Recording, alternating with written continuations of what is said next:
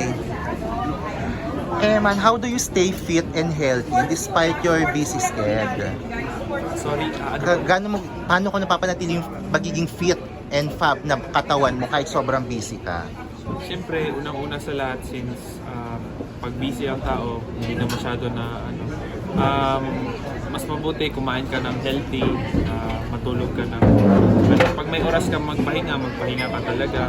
Pag may oras ka mag-workout ka. Yun yung ginagawa ko ngayon. Oo. Paano mo hinahandle ngayong kasikatan mo? Kasi sobrang sikat ka na. Actually, hindi ko iniisip yung kasikatan. I'm just thankful kay God na narating ko ngayon.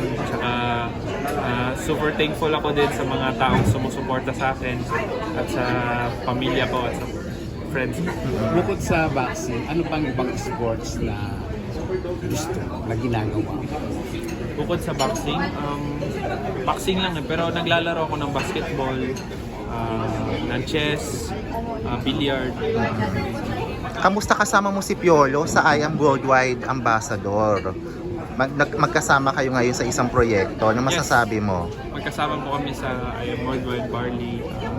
Napaka-exciting nun kasi siyempre napapanood ko rin siya dati.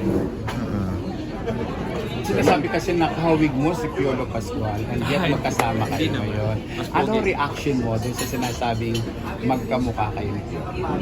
Siyempre na-appreciate ko sila at thankful ako na naisip nila yun na ganun pala yun. Thank you. Noong pa bang hindi ka pumapasok sa showbiz at hindi pa nakikilala ng mga taga-industriya, ay namin na mga nakapansin na sa'yo na magkahawig talaga kayo ni Piolo? Hindi ko naman po napansin yun.